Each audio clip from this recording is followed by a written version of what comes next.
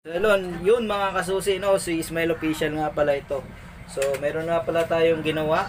So, ito nga pala ay walang susi. So, ito ay Rusi. Ignition to ng Rusi 125. Ang gagawin natin, ititrace natin yung ngipin ng susi niya. So, hindi na natin to bubuksan. Gagamit tayo ng DIY key reader. So, ito nga pala yung ginagamit ko. At sariling gawa ko to na DIY key reader. Kung napapansin nyo, marami din gumagamit nito ng mga locksmith, pero ako nagtry akong gumawa kung paano makagawa ng ganito. So itatry natin. So kung napapansin nyo dito sa ating blank key, meron siyang kanal. So ang lapad ng kanal nito, kung gusto nyong gayahin mga ka-locksmith, no, kung gusto nyong gayahin yung ganitong DIY key reader, so ang lapad ng uka nito ay 3 mm ang lapad niyan. So gagamit tayo ng tinatawag natin na guide para maipasok natin yung ating susi sa loob ng cylinder. So sa pinakadulo lalagyan nyo siya ng siwang. So dyan papasok yung whopper, kada whopper na ating susi. Ganito yun guys. Pag pinasok natin siya ng ganito, yan, pag binunot to, hindi na yan maalis. Yan, hindi nyo na mabunot. So para mabunot nyo uli, kailangan nyo siyang ibalik. Saka nyo isusunod doon sa next level ng ngipin. So yan, ganyan. So alisin muna natin. Ito nga palang 1, 2, 3. Ayan ay taas ng ngipin ng ating susi. So meron tayo ditong stopper, yung guide ng stopper, yung pang trace ng kanyang ngipin.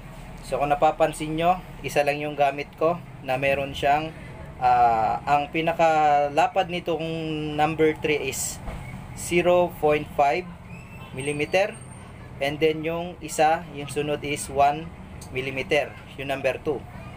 So gagamitin natin, itatrace natin. So gagamit tayo ng papel. Ang whopper ng ating susi ay umaabot ng 6 to 7. So itatrace natin ng 1, 2, 3, 4, 5, 6, 7. Lalagyan natin siya ng partition. So para malaman natin kung anong taas ng ngipin or ang cylinder ng ating susi.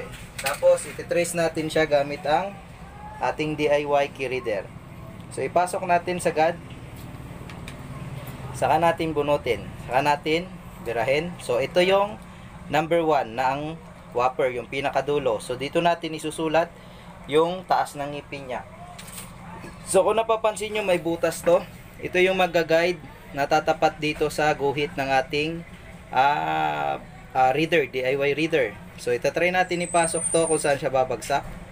So yun, ibig sabihin 1 yung ngipin. So next,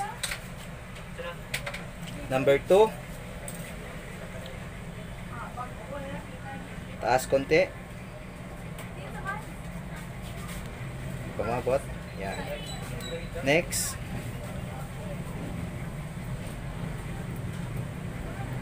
yon, sagad siya sa number 1. So number 1, so, ibig sabihin number 1 yung taas na susi. Next,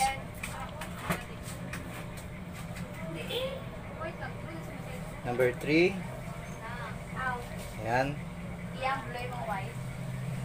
1. Pansin nyo guys, yan, 1. 1 tuloy. 3 gali, 3. 3. Next.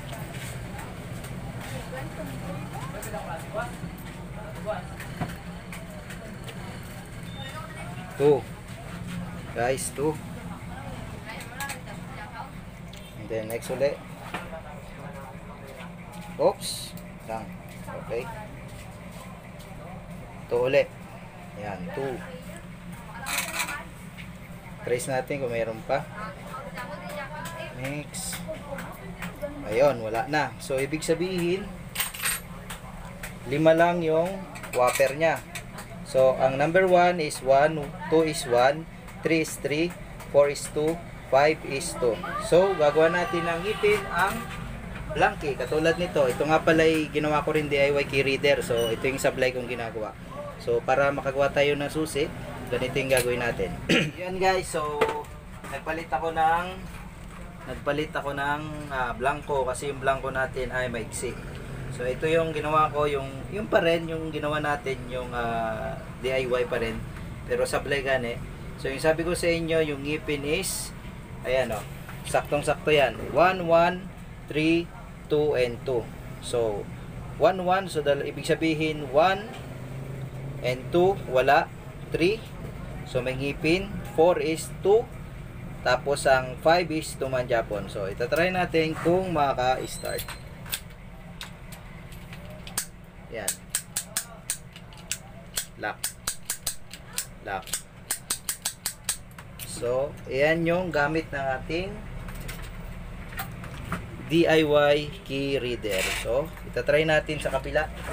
So, ikakat na natin sa kabila yung ating bagong ngipin. Yan guys. 3, 3, 3, 3, 3.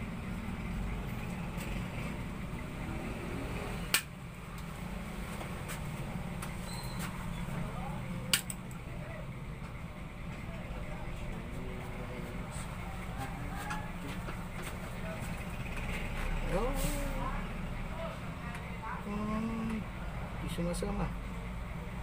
Oh my love, my darling. Okay guys. Guys, oh. Napakagaling. Yan. So, yan nga. Maraming salamat. So, nandito nga pala yung assistant natin, si Yongyong. Nandito rin si Ibibi Boy. So, mga katao yan, mga katao.